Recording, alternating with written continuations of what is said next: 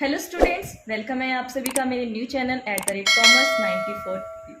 मैं लवदीप कौर आप सभी को अकाउंट्स की नॉलेज प्रोवाइड करूंगी।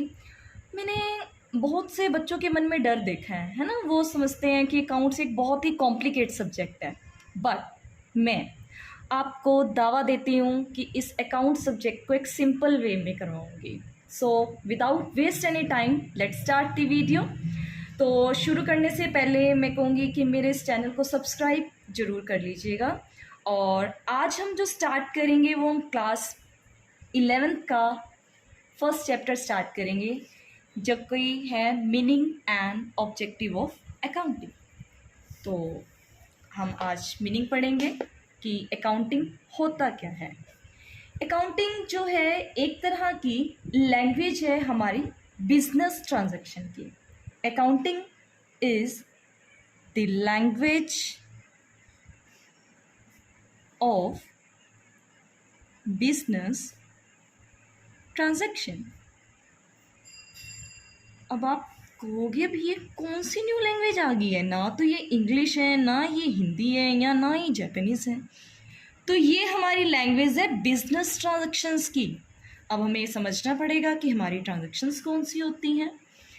जैसे हम डेली रूटीन के अंदर कुछ ना कुछ सेल करते हैं, कुछ ना कुछ परचेज करते हैं, कुछ ना कुछ हम पेमेंट करते हैं और कुछ ना कुछ हम रिसीव करते हैं। क्या हम इनको रिकॉर्ड करते हैं? एज यूजुअली हम घर के अंदर इन चीज़ों को रिकॉर्ड नहीं करते, है ना। बट इन अकाउंटिंग लैंग्वेज के अंदर हमें इन सभी चीज़ों को रिकॉर्ड करना होता है, ताकि हमें पता चल सके कि हमें कितना प्रॉफिट हो रहा है या फिर कितना लॉस हो रहा है। तो फर्स्ट हम चलते हैं कि अकाउंटिंग का मीनिंग क्या होता है। Accounting is the art of recording. तो फर्स्ट स्टेप हमारा ये रहेगा कि रिकॉर्डिंग क्या होता है। तो रिकॉर्डिंग के बारे में हम समझते हैं। रिकॉर्ड करना ट्रांजैक्शंस को, सबसे पहले हम ट्रांजैक्शन को आइडेंटिफाई करेंगे। आइडेंटिफाई लाइक वो हमारी फाइनेंशियल नेचर की होनी चाहिए। फाइनेंशियल नेचर में जैसे वो हमारी क्वांटिटेटिव टर्म्स की होनी चाहिए, क्वांटिटी टर्म्स की होनी चाहिए। और इसको रिकॉर्ड करने के लिए हम एक बुक बनाते हैं जिस बुक का नाम होता है जर्नल और सब्सिडरी बुक। तो फर्स्ट हम डे वाइज अपनी ट्रांजैक्शंस की रिकॉर्डिंग करेंगे इन जर्नल बुक और in the subsidiary book. Second हमारा जो स्टेप होता है, सेकेंड क्या कहा है? क्लासीफाइंग। तो क्लासीफाइंग में हमारा क्या आएगा? जब हम अपनी सभी ट्रांजैक्शन जर्नल के अंदर कर लेते हैं, सब्सिडरी बुक के अंदर कर लेते हैं, फिर हमारी आती है कि ट्रांजैक्शंस को क्लासीफाइड करना।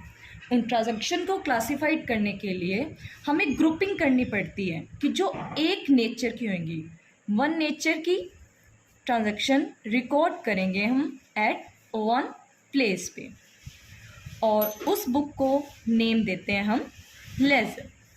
लेजर जैसे हमने कोई परचेज करी है तो परचेज की एंट्री एक परचेज अकाउंट में ही आएंगी, सारी की सारी सेल की सेल्स अकाउंट में ही आएंगी, बिल रिसीवेबल की बिल्स रिसीवेबल में आएंगी। इस तरह से सेल रिटर्न की, चाहे वो हमारा कस्टमर है चाहे वो हमारा सप्लायर है, हर एक का अपना एक अलग अकाउंट प्रिपेयर किया जाएगा, वो आएगा हमारा क्लासीफाइंग। देन हम क्या करेंगे? रिकॉर्डिंग क्लियर हो गया, क्लासीफाइंग एंड समराइजिंग। अब समराइजिंग क्या होता है? जैसे हम हर एक स्टोरी की लास्ट में एक समरी लिखते हैं, उसी तरह से हम इसकी भी एक समरी तैयार करेंगे। उस समरी में हमारा क्या होगा?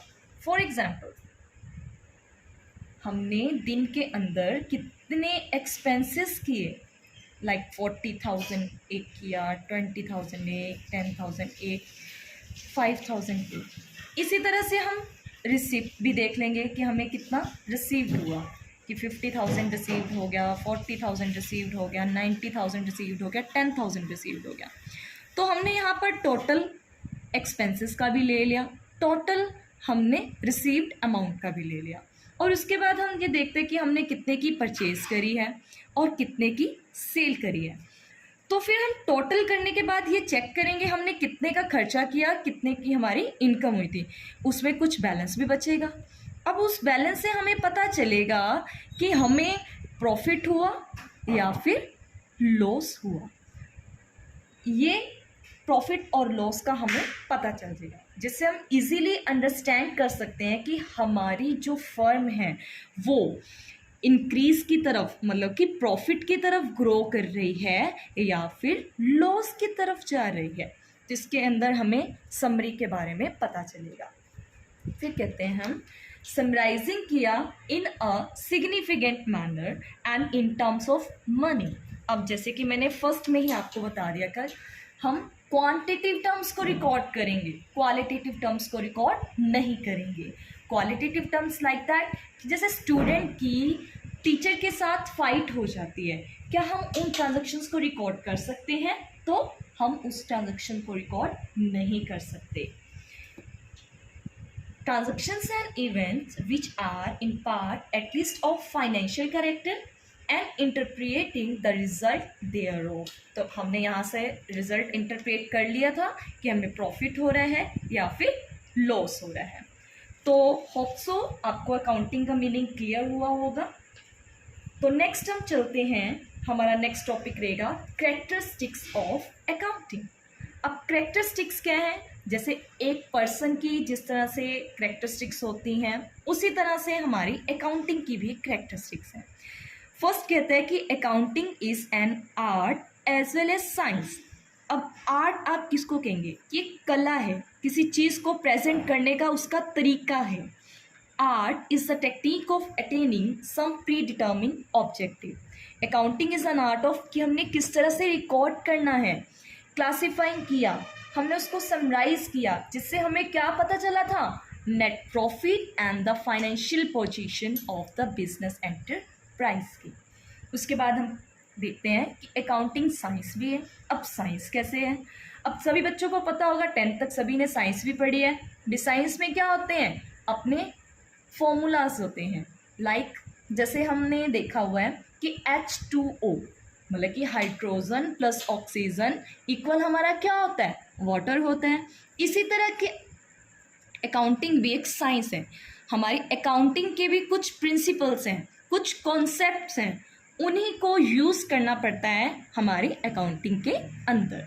Can organise body of knowledge which is based on some specified principle is called science. In the respect of accountancy is a science, since it's also an organized body based on some specified principle and the accounting standard. Second हमारा step रहेगा recording of financial transaction only. जैसे मैंने आपको भी पहले भी clear किया था कि हमने सिर्फ उन्हीं ट्रांजेक्शन्स को रिकॉर्ड करना है जो हमारी फाइनेंशियल नेचर की हैं, जो हमारी इन टर्म्स ऑफ मनी होंगी। ठीक है, क्वांटिटिव टर्म्स को हमने रिकॉर्ड कर लेना है, क्वालिटेटिव टर्म्स को हमने रिकॉर्ड नहीं करना। फॉर एग्जाम्पल वही ले सकते हैं जैसे इसने दिया हो कि call between the production manager and the sales manager, या फिर resignation by able and the experience manager, या फिर कोई एम्प्लॉय स्ट्राइक कर रहा है। तो इन सभी चीज़ों को हम अकाउंट्स के अंदर रिकॉर्ड नहीं कर सकते। फिर आता है कि recording in terms of money.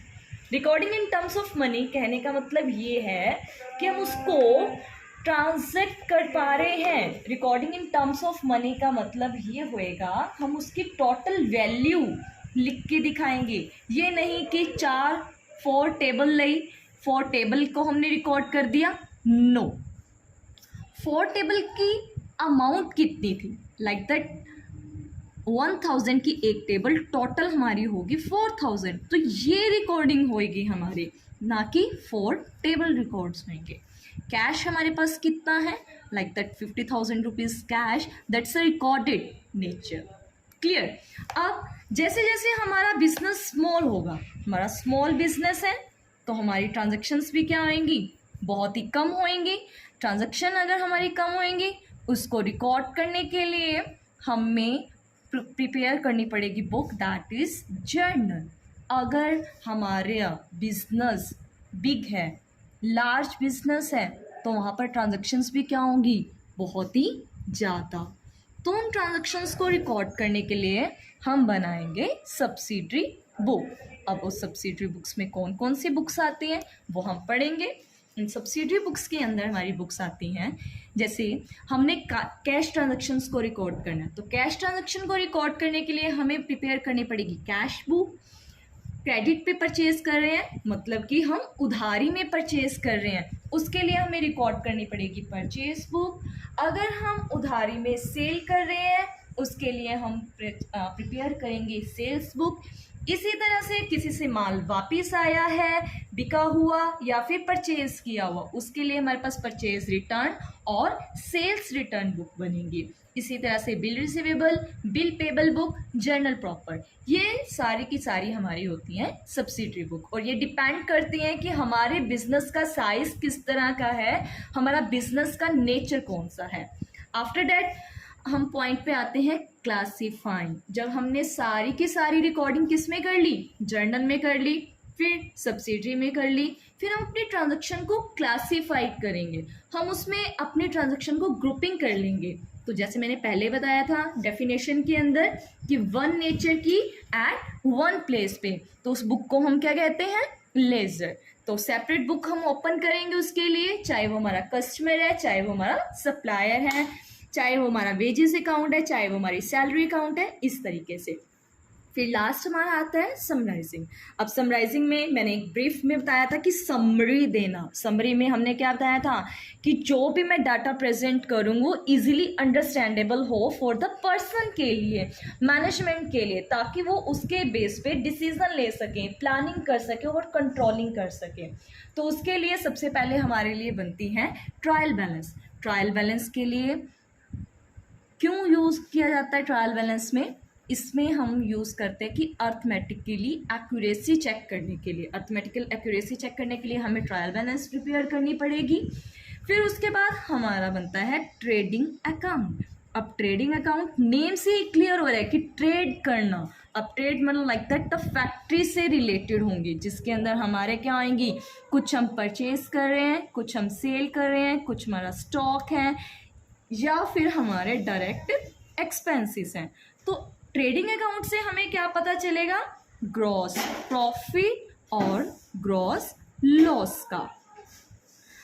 फिर आती है हमारे पास प्रॉफिट एंड लॉस अकाउंट, जो कि ऑफिस से रिलेटेड होती है, जिसके अंदर हमारे आते हैं इनडायरेक्ट एक्सपेंसेस, इनडायरेक्ट एक्सपेंसेस और इनडायरेक्ट इनकम, जिससे हमें क्या पता चलेगा कि हमें नेट प्रॉफिट कितना हो रहा है और नेट लॉस कितना हो रहा है। और जो हमारी लास्ट स्टेज होती है that is the balance sheet. Balance sheet के अंदर हमें पता चलता है कि हमारी फर्म की फाइनेंशियल पोजीशन क्या है। फाइनेंशियल पोजीशन में हमें पता चलेगा कि कितने हमने पेमेंट करनी है, कितने लाइबिलिटीज़ को हमने पे करना है, कितनी हमारी एसेट्स पड़ी हुई हैं। तो ये चेक करेंगे कि हमें फाइनेंशियल पोजीशन के बारे में पता चलता है। तो ये हमारा अकाउंटिंग साइकिल है। एक क्वेश्चन आपका एग्ज़ाम में आ सकता है कि अकाउंटिंग साइकिल क्या होता है, तो हम उसके अंदर ब्रीफली मैं आपको एक बार से फिर बता देती हूँ। पहले हम जो है ट्रांजैक्शन को आइडेंटिफाई करेंगे कि ट्रांजैक्शन हमारी फाइनेंशियल नेचर की होनी चाहिए, देन जर्नल कि हम रिकॉर्डिंग कर रहे थे, फिर हमारा क्लासीफाइंग था जिसमें हमारा लेज़र की बात आ रही थी, फिर हम समराइजिंग कर रहे थे जिसमें हम ट्रायल बैलेंस के बारे में पढ़ा, फिर हमने देखा कि trading and profit and loss and balance sheet. तो ये हमारा एक प्रोसेस, एक क्वेश्चन जो तो तैयार हो जाता है, या तो हम कर सकते हैं कि प्रोसेस ऑफ अकाउंटिंग क्या है, या फिर आ सकता है हमारा अकाउंटिंग साइकिल क्या है। उसके बाद आता है कि इंटरप्रिटेशन ऑफ द रिजल्ट। जब हमें पता चल गया कि हमें प्रॉफिट हो रहा है या लॉस हो रहा है, हमारी फाइनेंशियल पोजीशन क्या है, उसकी जो इंफॉर्मेशन जो है वो हमने कम्युनिकेटेड पार्टीज, मतलब कि जो इंटरेस्टेड पार्टीज हैं, इंटरेस्टेड पार्टीज लाइक दैट हमारे इन्वेस्टर जिन्होंने पैसा इन्वेस्ट किया है, ऑनर, हमारी management, employees, customer, bank, government, ये हमारी इंटरेस्टेड पार्टीज होगी जिनको हमें इंफॉर्मेशन प्रोवाइड करनी पड़ेगी। ठीक है, तो ये हमारा सारा मीनिंग था और हमारी सारी की सारी कैरेक्टरिस्टिक्स थी। और उसके बाद हमने थर्ड क्वेश्चन जो है देखा अकाउंटिंग साइकिल क्या था। होप सो आप सभी को यहाँ तक सब कुछ क्लियर हो चुका होगा। अगर किसी का कोई भी डाउट होगा तो आप मुझे कमेंट कर देना, मैं आपको डाउट को क्लियर करूँगी। जो हमारे बाकी के टॉपिक है वो हम नेक्स्ट वीडियो के अंदर शेयर करेंगे। Okay, bye, thank you. अगर आपको मेरी जो है वीडियो इन्फॉर्मेटिव लगी है अपने फ्रेंड्स के साथ शेयर ज़रूर करवाना और सब्सक्राइब करना।